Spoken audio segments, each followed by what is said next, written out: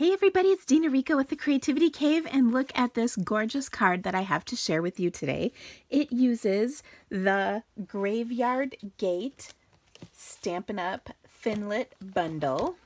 It coordinates with this set, which obviously is totally geared towards Halloween, but what I love about this is all the things that you can do with it that are not Halloween.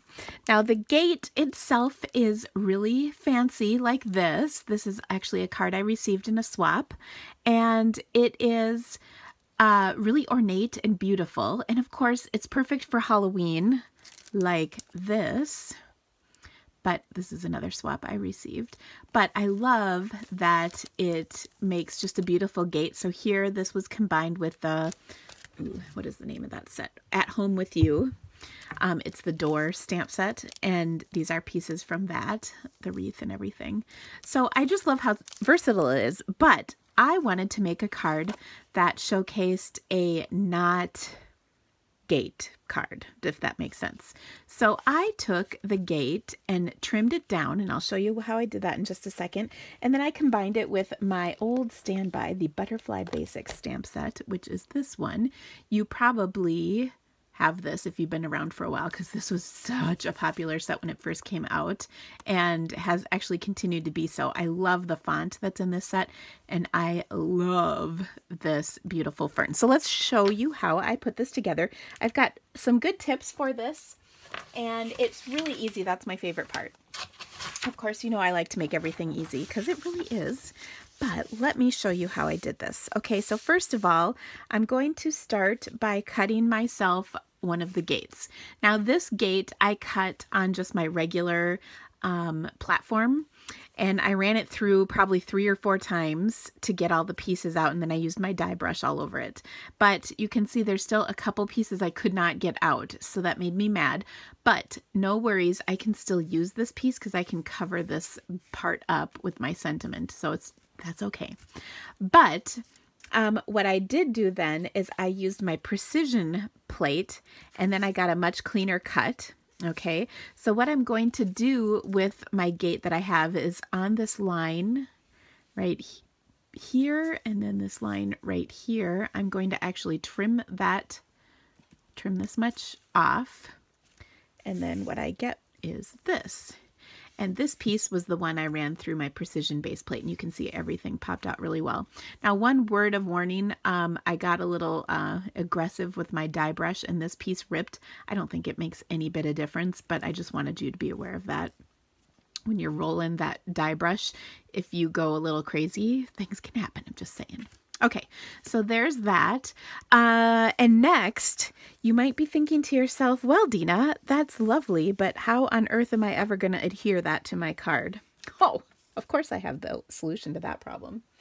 So, and you might have guessed it, is my silicone rubber mat, or silicone mat, or whatever you want to call it. And I am going to use some liquid glue with that. And you're going to laugh because this liquid glue is holding up my tripod, so if it just moved, I apologize. Because I just ran out of liquid glue, and I didn't want to have to stop my video to go get another roll of it. So here, I'll just tuck it right back in where it belongs. Don't you love me? I like to improvise, can you tell? Okay, so I've got my liquid glue on here. I'm going to take a piece of a Stampin' Sponge that I've attached to a clip.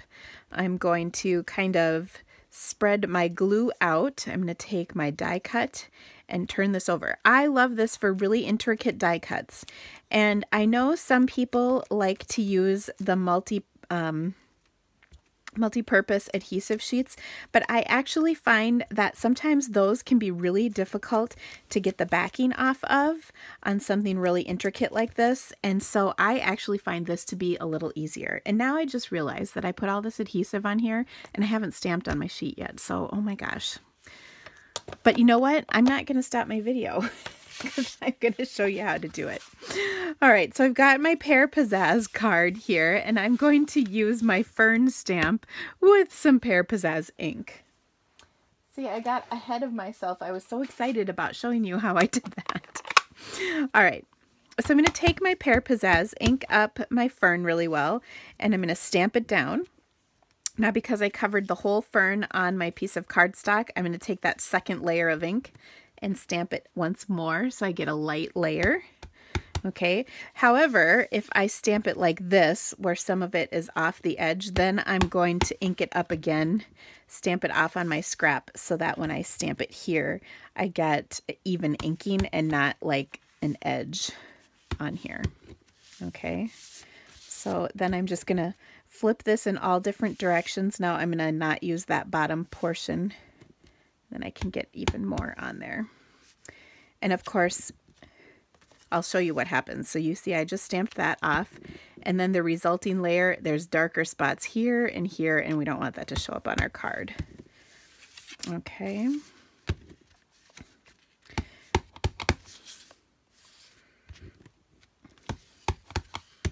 So I'll just keep doing that until I've covered the whole thing as much as I would like.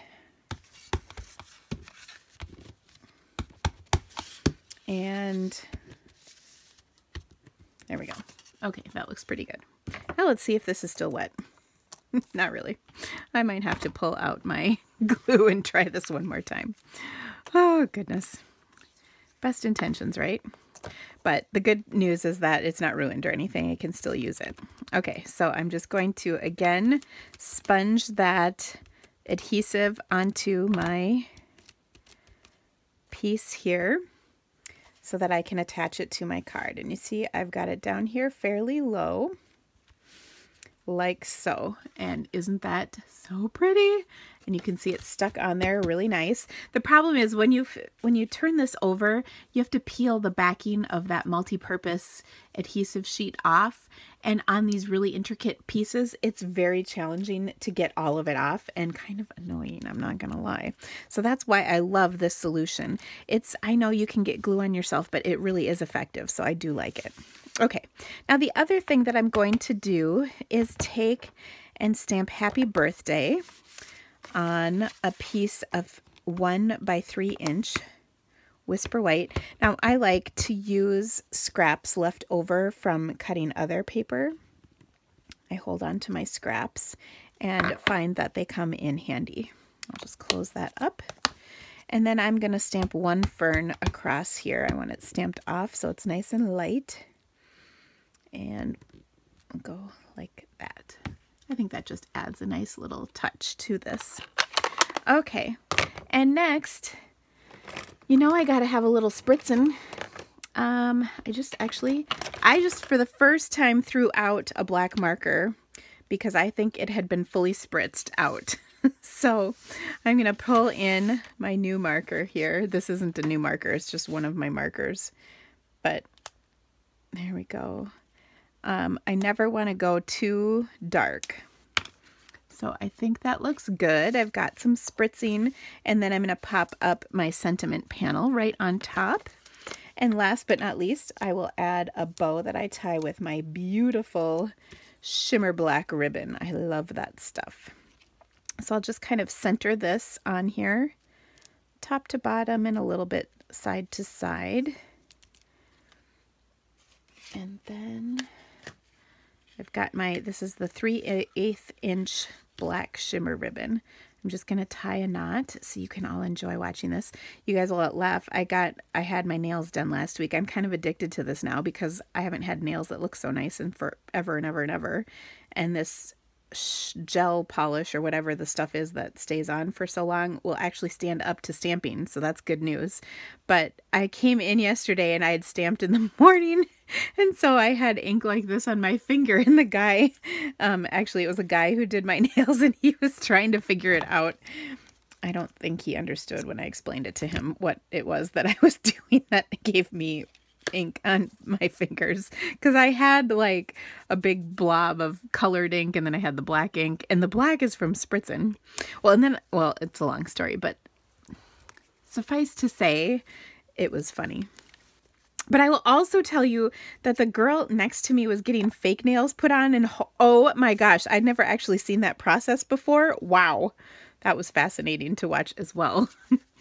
All right, so there is my bow. Isn't this a beautiful card? I think this would be great as a sympathy card as well. Now, if you need to purchase any of these supplies, please check out my online store. The link is in the description of this video, and then links to these items I used are also in the description if you scroll down. And also, a reminder, today is Monday, and at 3 p.m. Central Time, I will have a Facebook Live. Don't miss out because I will talk about all kinds of fabulous things, and I have some really cute projects to share with you too. So I can't wait to stamp with you again, guys. Thanks so much for joining me. We'll see you again soon. Bye-bye.